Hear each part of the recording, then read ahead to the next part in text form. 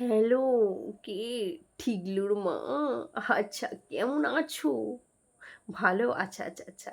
হ্যাঁ, হ্যাঁ, আমিও ভালো আছি। তোমাদের দাদাভাই? হ্যাঁ, হ্যাঁ, সেও ভালো আছে গো টিকলুর মা। তা কেমন চলছে বলো? ভালো? আচ্ছা, আচ্ছা, ঠিক আছে। কে? আমার বৌমা? আর বলো না বাবু ওর কথা। শরীর খারাপের নাটক করে পড়ে আছে। আর বাবু কি বলবো? আর আমার বাবু দুবেলা বউয়ের সেবা যত্ন করছে। আমি আশ্চর্য হয়ে যাই বাবু, আদিক্ষেতা দেখলে বাঁচি না। আর ওর কথা বাদ দাও তো, বাজে মেয়ে একটা, শুধু নাটক, কাজ না করবার ধান্দা। আমি কিছু বুঝি না নাকি?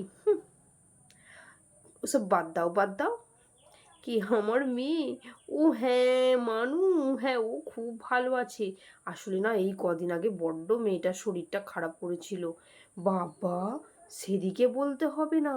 আমার বাবা জীবন খুব ভালো বাবা, দুবেলা আমার মেয়ে সেবা যত্ন করে তাকে সুস্থ করে দিয়েছে বাবা গো।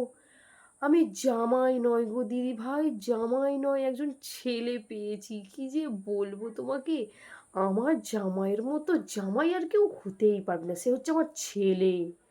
হুম, যাই হোক বাবু, তোমাদের ভালো আছে তো? ও তোমারও বাবু এক কেস। বাবা কি বলবো, এই বৌমাগুলোকে যে কি বলবো না আমি জানি না, শুধু কাজ না করবার ধান্দা। যাই হোক, আর কি বলবো গো দিদি ভাই। হুম। উফ, আর বাদ দাও, ওসব কথা বাদ দাও ওদের।